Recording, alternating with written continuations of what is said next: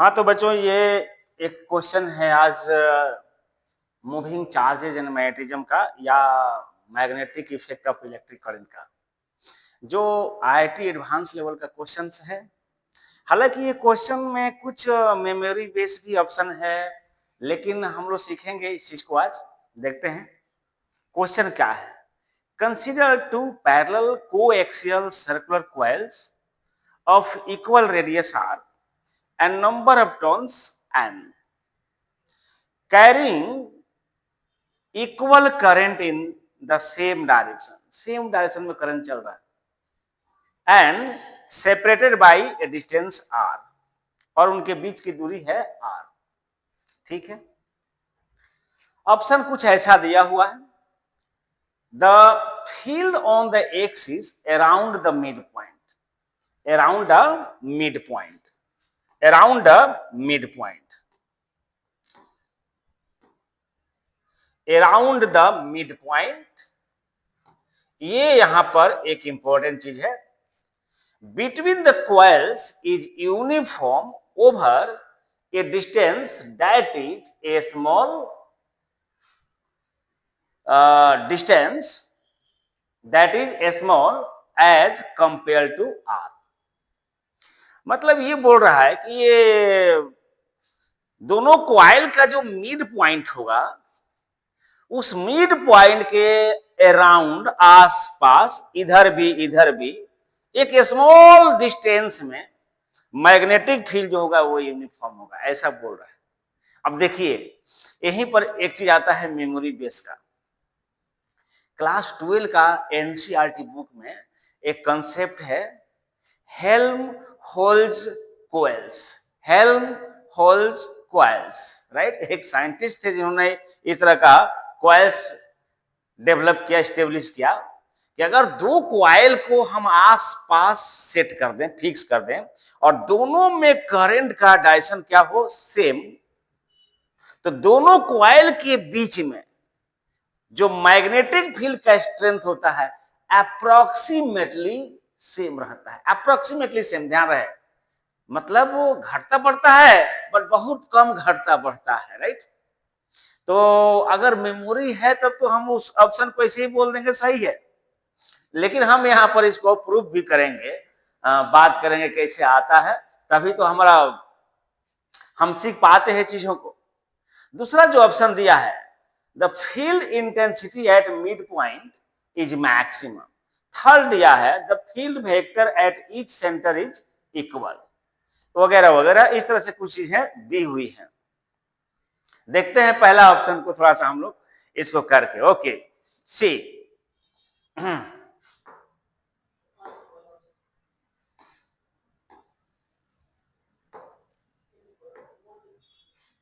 ठीक है।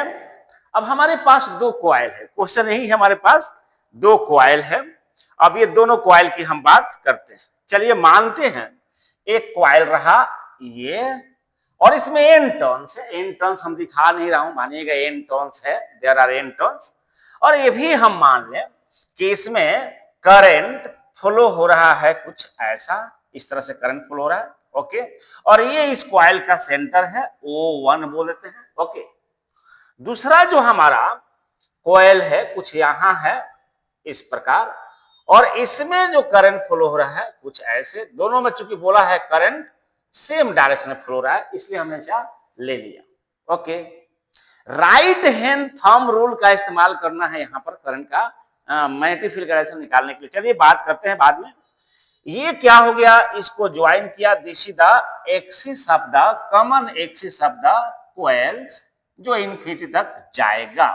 ओके, चलिए इन दोनों का रेडियस कितना है, r, क्वेश्चन में बोला है। तो बच्चों दोनों कॉइल का रेडियस क्वेश्चन में दे दिया है हमको इक्वल टू r।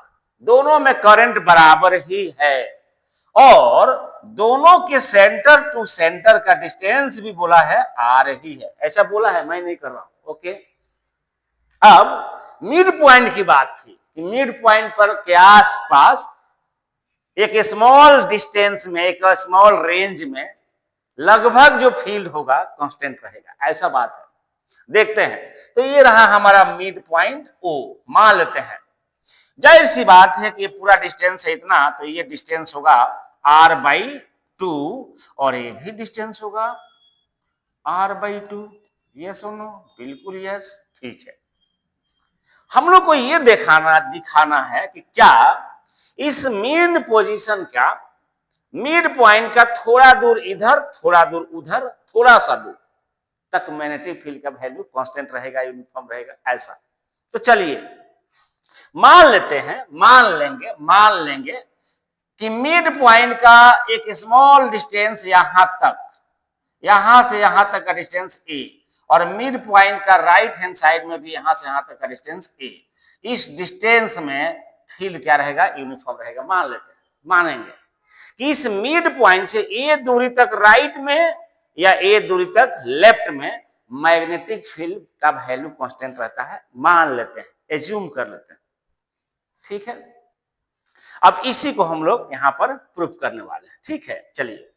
तो अगर हम इसके अंदर में कहीं पर भी मैग्नेटिक फील्ड निकालने वाले हैं, तो पहली बात, पहले आप लोग ये बताइए, मान लो बच्चों कि हम यहीं पर निकालने वाला हूं मैग्नेटिक फील्ड, यहां पर, तो इस करंट के वजह से यहां पर फील्ड किधर होगा? इस कॉइल नंबर 1 के वजह से, इसका नाम दे दीजिए coil number 1।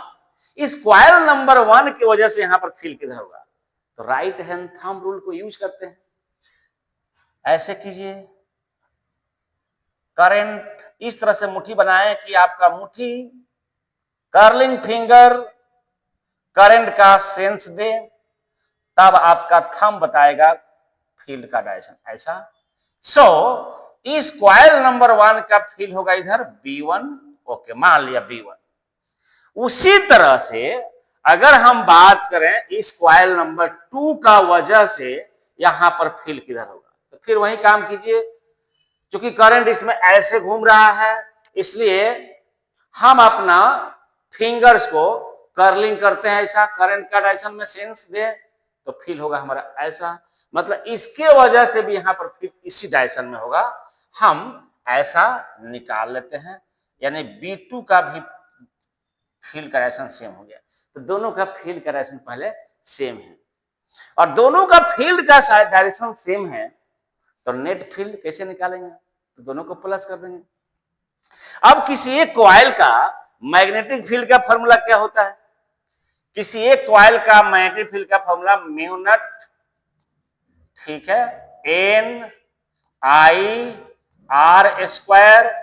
By 2 times R² plus X² का पावर 3/2, जहां R मतलब रेडियस और X मतलब सेंटर से उस जगह की दूरी जहां पर फील्ड निकालना है। यही फॉर्मूला हमारा काम आता है कॉइल की वजह से मैग्नेटिक फील्ड निकालने के लिए। तो आइए इस पॉइंट पर निकालते हैं दोनों का composite magnetic field, net magnetic field. कैसे निकाला जाए देखते हैं। तो हम फील्ड अगर निकालें इस पॉइंट पर, तो इसका वजह से यहां पर फील्ड, नेट फील्ड निकाल रहे हैं कितना, तो इसका वजह से यहां पर फील्ड B1 प्लस इसका वजह से यहां पर फील्ड B2, डायरेक्शन सेम है। B1 का वैल्यू इसका वजह से यहां पर mu naught N/R² by 2 times कितना, इसका रेडियस का स्क्वायर प्लस कितना भाई, कितना, तो इस सेंटर से इस जगह की दूरी कितनी होगी आप लोग बता दीजिए, कितनी होगी भाई? तो यहां से यहां की दूरी कितनी है? R/2 है। ये दूरी को क्या माना हमने? A। तो ये दूरी कितना हो जाएगा? R/2 minus A। तो R/2 माइनस A का होल स्क्वायर, और उसका पावर 3/2। यही फॉर्मूला है हमारे पास। ठीक है, प्लस B2 मतलब इसका वजह से इस जगह पर field mu naught N/R² divided by 2 times R square plus इसके सेंटर से यहां की दूरी, तो यहां से यहां तक कितना हो गया r/2 और यहां से यहां हो गया a, तो डिस्टेंस हो जाएगा r/2 प्लस a का होल स्क्वायर और उसका पावर 3/2। अब यही हुआ हमारा नेट फील्ड। अब इसी चीज को हमें प्रूव कर देना है कि उस स्मॉल a की दूरी में, राइट, जो फील्ड है वो कांस्टेंट रहेगा, मतलब a के वैल्यू पर डिपेंड नहीं करेगा। ध्यान रहे यहां पर a वेरी वेरी स्मॉल है in comparison to r, right. इसका मतलब हुआ कि a कैन बी, अगर a स्मॉल है तो a स्क्वायर और भी स्मॉल होता है। इस कॉन्सेप्ट को दिमाग में रखिए आप, राइट। जैसे कोई नंबर ले लीजिए 0.1 स्मॉल है, कोई नंबर ले लीजिए 0.1 स्मॉल है, अगर हम इसका स्क्वायरिंग करें 0.1 का स्क्वायरिंग तो क्या निकलेगा बेटा 0.01, तब तो और भी छोटा हो गया। तो स्मॉल नंबर का स्क्वायरिंग जब हम करते हैं तो और भी छोटा हो जाता है, बड़ा नहीं होता है, छोटा हो जाता है, राइट। और छोटे नंबर को एप्रोक्सीमेशन में हम लोग इग्नोर कर सकते हैं, नेग्लेक्ट कर सकते हैं। तो यहां ये माइंड सेट करना है कि क्वेश्चन में बोला था कि in comparison to radius this distance is very very small, this distance is very very small. तो स्मॉल ए को हमने ए को वेरी वेरी स्मॉल माना है। अब चलिए इसी चीज को हम लोग दिखाते हैं कि वाकई ये जो है कांस्टेंट है, बशर्ते कि ए स्मॉल हो, राइट। आइए देखते हैं, अब इसी को हम लोग प्रूव कर देंगे। अगला स्टेप में चलते हैं, क्या होगा। तो आपको निकल के आ रहा है b equal to mu naught N I R square को कॉमन ले लो, बाई 2 कॉमन हो गया और ब्रैकेट के अंदर आ जाइए, ठीक है। ये हो गया आपका 1/r square plus r/2 minus a का होल स्क्वायर का power 3/2 plus 1/r square plus r/2 plus a का होल स्क्वायर का पावर 3/2। इसी को हम लोग को प्रूफ करना है, equal to mu naught N I R square by 2, ठीक है। अब अंदर में थोड़ा सा ये पावर इधर में पॉजिटिव है, ऊपर जाएगा तो निगेटिव कर देंगे, नीचे पॉजिटिव ऊपर निगेटिव, ठीक है। R square plus r/2 minus a का होल पावर 2 और उसका भी पावर हो जाएगा -3/2 plus same r square plus r/2 plus a का स्क्वायर का होल पावर -3/2। यस, ये हो गया हमारा, ठीक है। अब थोड़ा सा इसको हम लोग तोड़ते हैं, क्या मिलता है। Mu naught N I R square by 2, okay. R square को आर स्क्वायर रहने दो, प्लस इसको a माइनस बी का होल स्क्वायर में ब्रेक करते हैं, तो ये हो जाएगा are square by 4 minus 2ab करेंगे तो minus r into A plus a का स्क्वायर, चलिए, का होल पावर -3/2 प्लस सेम ये r square plus r square by 4 plus 2ab मतलब r into A plus a का स्क्वायर का होल पावर -3/2 स्क्वायर ब्रैकेट, इतना आ गया। अब देखिए यहां पर आता है अप्रोक्सीमेशन। अभी भी मैंने बताया था कोई चीज अगर स्मॉल है तो उसका स्क्वायर और भी स्मॉल होगा, सो स्क्वायर को नेग्लेक्ट कर देंगे। तो here A square can be neglected, A square यहां पर और ए स्क्वायर यहां पर नेग्लेक्ट कर सकते हैं। ये नहीं, ए का स्क्वायर, हायर पावर को नेग्लेक्ट किया जाता है, राइट।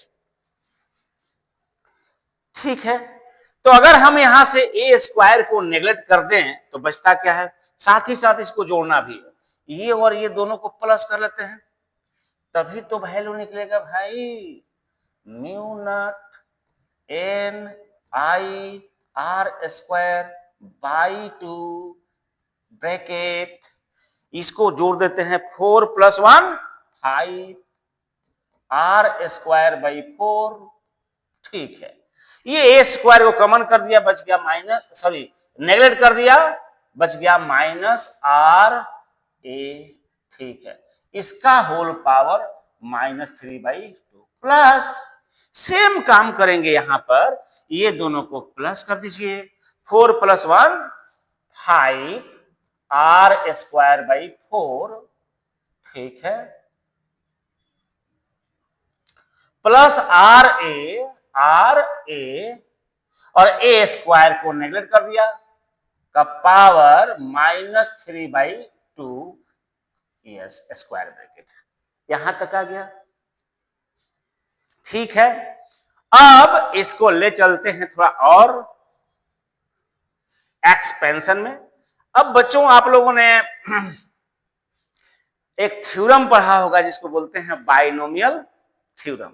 क्योंकि यहां पर ध्यान देना है कि हायर पावर ऑफ ए को नेग्लेक्ट करना, इसलिए हायर पावर को हम लिखेंगे ही नहीं। हायर पावर मतलब पावर 2 को ही नेग्लेक्ट कर देंगे, पावर 3 को भी नेग्लेक्ट कर देंगे, तो 1 से जो भी हायर पावर होगा उसको नेग्लेक्ट करते चले जाएंगे। अब आप लोगों को पता है कि बाइनोमियल थ्योरम जो होता था a + b का होल पावर n, हमें 2 ही टर्म तक लिखना है, क्योंकि 2 टर्म के बाद में तो पावर हायर होने लगेगा। तो उसका फॉर्मूला होता था a का power n plus n into a का पावर n -1 इंटू b, ऐसा कुछ होता था। ठीक है, हायर पावर को तो हमको नेगेटिव कर देना है। अभी हम इसको थोड़ा सा और सिंप्लीफाई करके तब बाइनोमियल थ्योरम लगाएंगे। Mu naught N I R square by 2। अब थोड़ा सा देखते हैं यहां पर, अब यहां थोड़ा देखते हैं, यहां से क्या करेंगे, 5 आर स्क्वायर बाई 4 को जबरदस्ती कॉमन निकालें। कॉमन तो है नहीं, बस जबरदस्ती कॉमन निकालते हैं, और कॉमन निकालते हैं तब जानते हैं कि जिसको कॉमन निकालते हैं उसी से ब्रैकेट वाला क्वांटिटी को डिवाइड कर दिया जाता है। तो 5 आर स्क्वायर बाई 4 को कॉमन निकाला तो यहां बच गया 1, क्योंकि इसी से इसी को डिवाइड हो जाएगा, माइनस 5 आर स्क्वायर बाई 4 पे यहां था ना, इसलिए इसको डिवाइड करके लिखा जाएगा। डिवाइड करता हूं, R A by 5 R square by 4 ऊपर चला गया, राइट।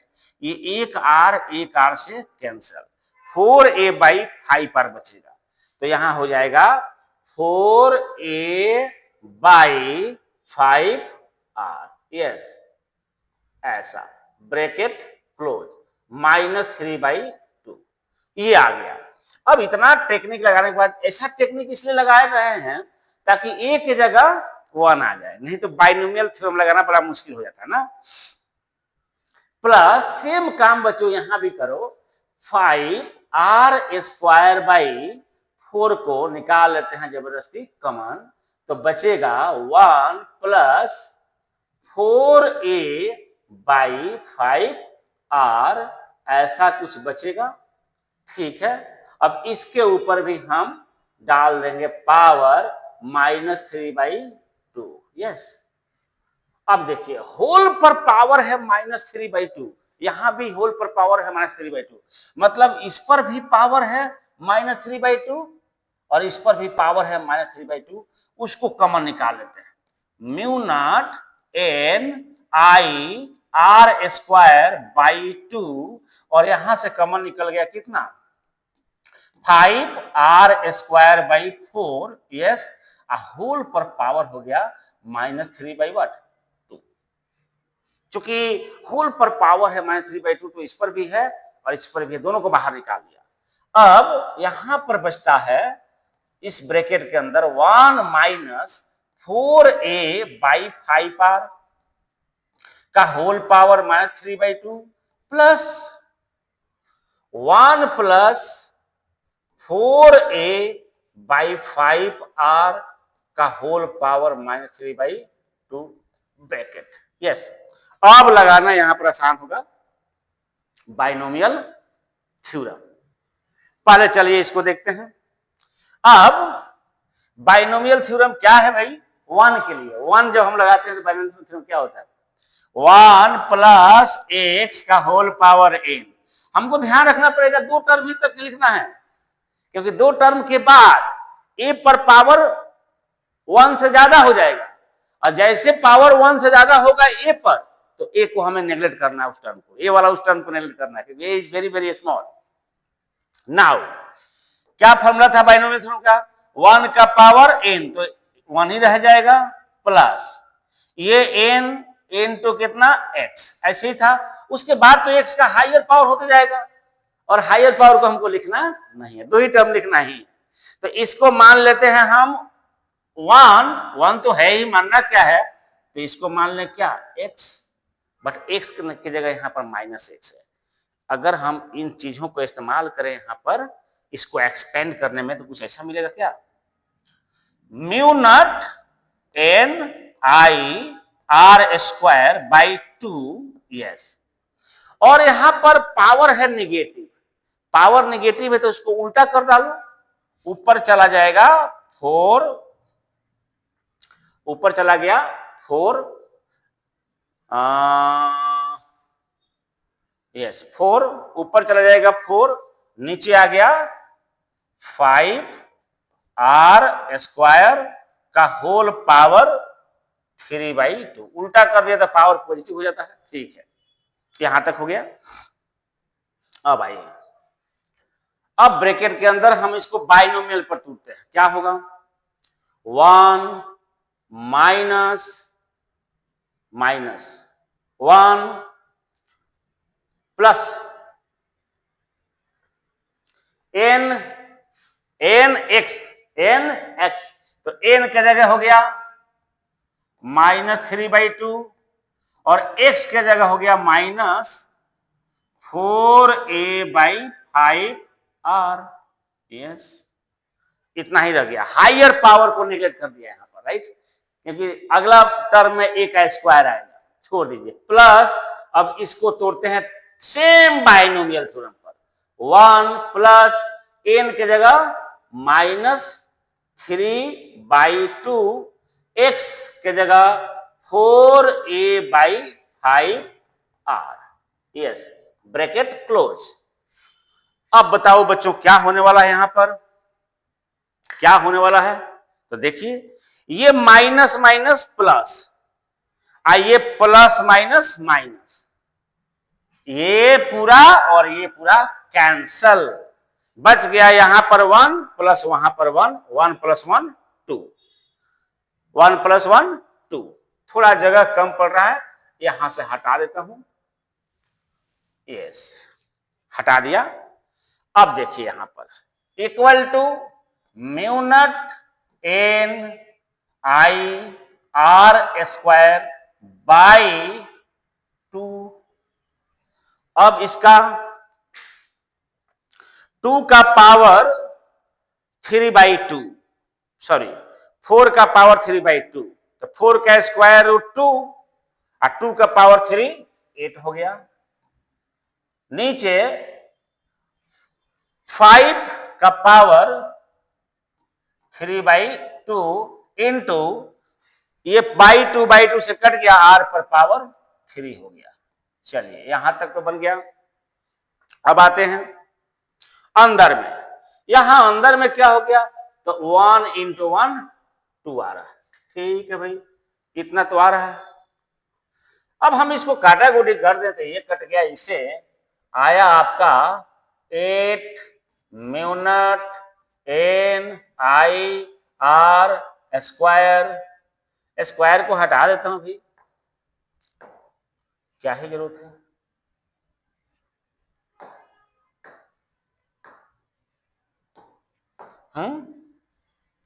ये आर स्क्वायर आर क्यूब कटेगा, एक आर नीचे बच जाएगा, आर बच गया नीचे, और 5 का पावर 3/2, यानी 5 लेके इसको डिवाइड किया जा सकता है। यस, डिवाइड करने के बाद जो भी आए वो, ये हमारा फील्ड का फार्मूला आया। ठीक है, ये हमारा फील्ड का फार्मूला। अब ध्यान देने वाली बात है कि यहां पर देखिए, मिड पॉइंट से हमने कहां पर फील्ड निकाला था, तो जो मिड पॉइंट था ये वाला, यहां से एक ही दूरी पर यहां पर फील्ड निकाला था, राइट। हाँ, और वो फील्ड यहां पर इतना आ रहा है, क्या इसमें ए है? नहीं है, ए है ही नहीं। मतलब ए के मिड पॉइंट से ए दूरी पर जो फील्ड है, मिड पॉइंट से ए दूरी पर जो फील्ड है, वो फील्ड ए पर डिपेंड नहीं कर रहा है, इंडिपेंडेंट हो गया।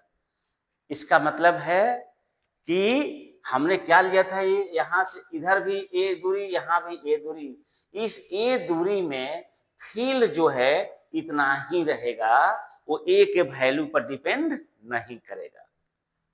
ठीक है, इसका मतलब ये हुआ कि मिड पॉइंट के अराउंड स्मॉल डिस्टेंस में जो मैग्नेटिक फील्ड होगा लगभग यूनिफॉर्म रहेगा, बशर्ते कि ए का वैल्यू वेरी वेरी क्या हो, स्मॉल हो। तो अब आइए, अगर हम लोग बात करें तो ऑप्शन एक सही हो रहा है कि नहीं हो रहा है? Yes, the field on the axis around the mid point between the coils is uniform over a distance that is small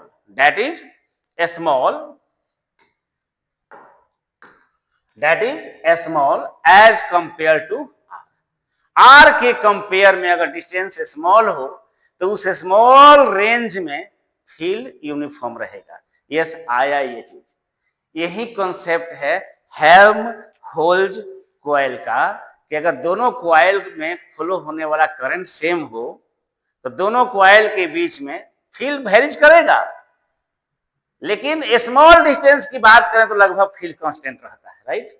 इसको बोलते हैं हेल्महोल्ट्ज कॉइल्स। ठीक है, अब यहां पर दूसरा बात क्या है, the field intensity at mid point is maximum. तीसरा क्या है, the field vector at each centre is equal, और डी क्या है, the magnitude of the magnetic field at centres is maximum. अब देखिए, ये बी और डी, यही चतुराई रखना होता है हमको एग्जाम में। यस, बी और डी, मैक्सिमम का मतलब क्या होता है, सबसे ज्यादा। तो अगर मिड पॉइंट पर फील्ड मैक्सिमम है तो सेंटर पर कैसे मैक्सिमम हो सकता है? सेंटर मतलब ईच कॉइल, और अगर सेंटर पर मैक्सिमम है तो मिड पॉइंट पर नहीं होगा। तो दोनों में से कोई एक ही ऑप्शन सही होगा, या तो बी नहीं तो डी, दोनों तो हो नहीं सकता है। यस, सी की बात करते हैं थोड़ा सा, the field vector at each centre is equal. इसको थोड़ा बात करें, ठीक है, चलिए इसकी बात हम करते हैं।